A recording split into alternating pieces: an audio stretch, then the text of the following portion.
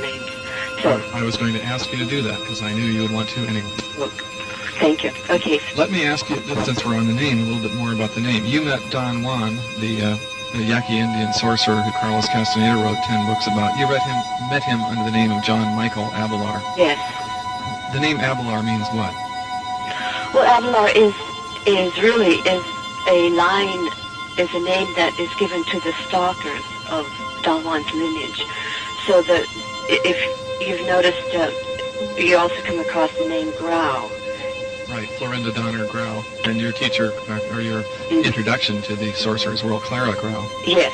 So the stalkers were given the name Abelar, and the dreamers were given the name Grau, and they alternate generation to generation. So even the Nawals are given Grau. The Nawal Julian was Julian Grau. And so that every other generation, the name alternates. But those are just designators as to the predilection of the person, whether he should be a dreamer or a stalker. But Don Juan has also used the name Dilas Grau, hasn't he? Yes. So he would be... Grau, that is, Carlos uses that name. Carlos used the name Dilas in some of his... the names really don't... we use many, many different names depending on what our purpose is. And so right now, I am Taisha Abelar because this is the dream that we're dreaming now. But those things change, and the names just signify the intent that has been set up, and it's like a amalgamation of a particular intent, and that name triggers that dream. I think that I understand from my readings what stalking is. Uh-huh. For the listeners who don't know what the word stalking is, could you give us a brief description of what Yeah. stalking is? Stalking is really when the assemblage point moves. Now, I think your listeners should be familiar with the term the assemblage point. It's that position on the luminous, when you see the luminous body as a energy conglomeration, there's one place on it that is very well lit up, and that is the center of consciousness, and sources call it the assemblage point. But when you move that in dreaming, which it moves naturally in sleep, you have to be able to keep it in a position to long enough in order to amalgamate or recognize that new reality. Because if it just shifts randomly, you have random, like in dream, your dreams just shift off. Your perception is very random. But stalking is the ability to maintain the assemblage point fixed in any particular position after it has been displaced through dreaming. So they really go hand in hand. People say, well, she's a stalker, Florinda Donna Grau is a dreamer. No, we're both, and that's why the names really aren't rigid or fixed. Every dreamer has to be a stalker, because if you don't have that discipline or the ability to keep the assemblage point fixed at any particular position, then the energy is dispersed. You're unable to perceive any reality, including our own, because what we're doing now in this reality is we're stalking. we're stalking our world, the world of everyday life, by keeping our energy center or assemblage point fixed at a certain position, enabling us to perceive the world of everyday life. And stalking on another level is the ability to, let's say, flesh out the reality that we perceive by labeling, categorizing, creating order. And that's what a stalker does. He takes the perceptions that come to him or her directly via his energy body, and he creates order. He creates a structure that is recognizable and real, just as real as the reality of everyday life. Because we are also doing stalking.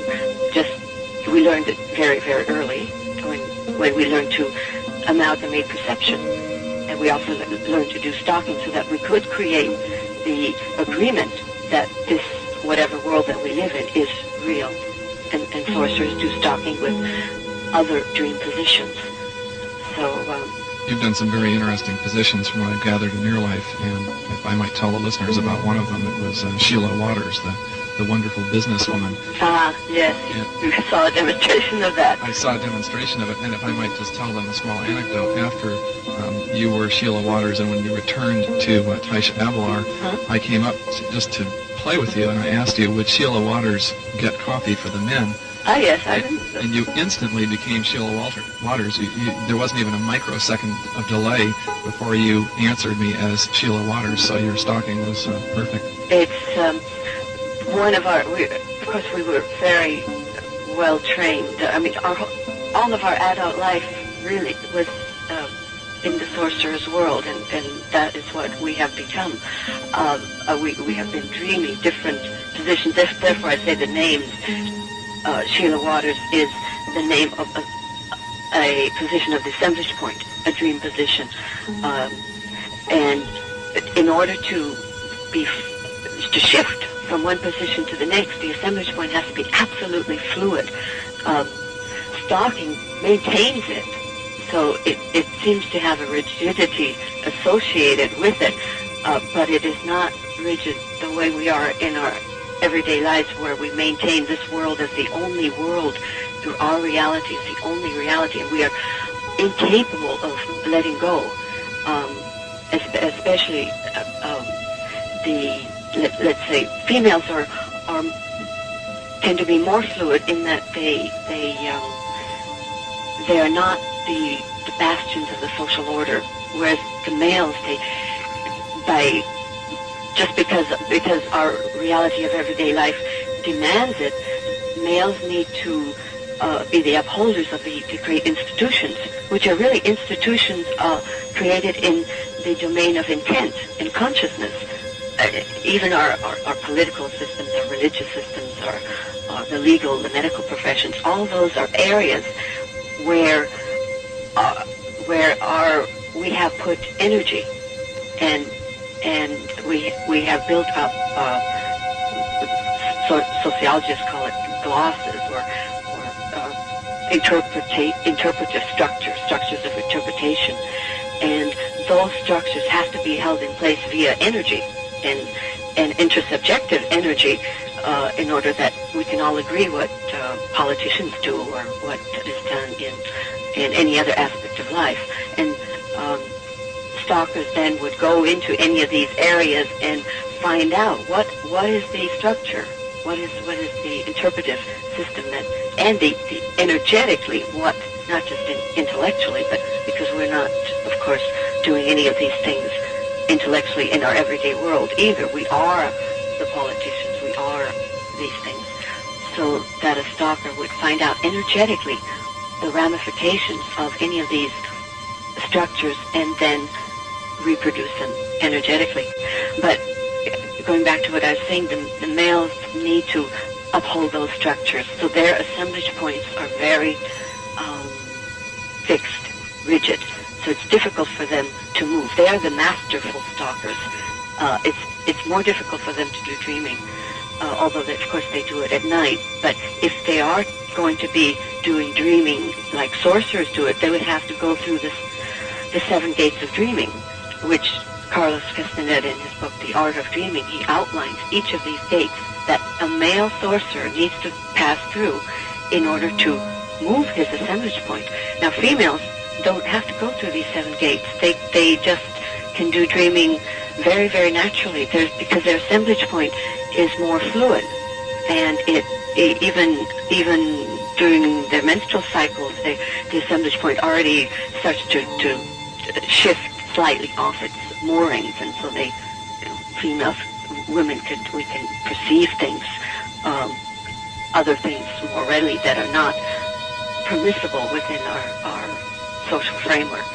In order to get the energy for dreaming or get the energy for perfect stalking, in your book you mentioned, at least Clara told you in your book, The Sorcerer's Crossing, that a woman should be celibate. Is that true for a man also?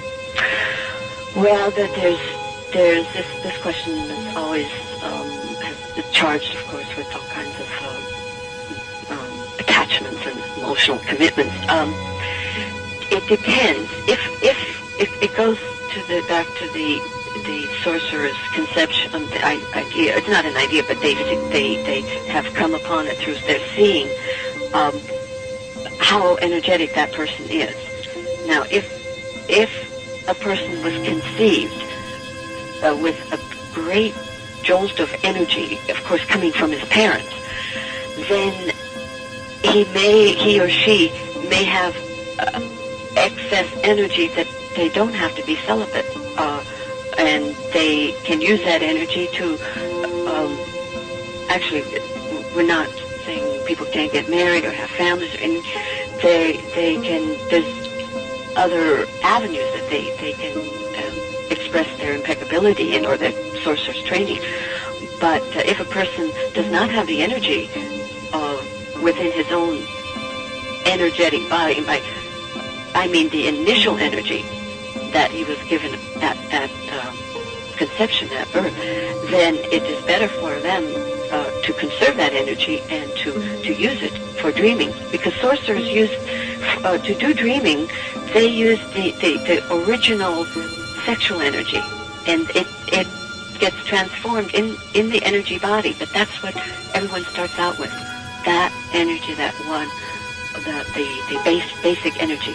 And that's why when we talk about recapitulation, the process of regaining the energy that was spent and still caught in the past, we always begin, or we were told that everyone has to make a list of their sexual encounters, because that is the basic energy that they can then use to perform other sorcery feats, like dreaming and acquiring a internal silence. Because if you don't have the energy, you can't be silent, and that sounds like a contradiction. But our internal dialogue, it's like something was turned on, and it just runs on and on and on, and it takes energy to shut it off, because it's like a self-propelling mechanism that keeps the social structure, the social order moving. These are our internal dialogue, if we pay attention to it, really is a constant reaffirmation of the world as we see it, and in particular of our place in the world, of how we see ourselves, what we want. Sorcerers say now, Don Juan always says that there's a dysfunction, a deterioration that has happened, that has given too much emphasis on the self, that shouldn't really be there for our efficient functioning in our lives. Too much energy, it's an imbalance. Too much energy is being given to the defense of the self, to this, it's like a big mouth out there that says me, me, me, me, and it just goes on, and the me or the I has to be constantly fed, and that takes tremendous amount of energy. All our waking hours are either deployed in defending the self, propping up the self, in the presentation of the self, in the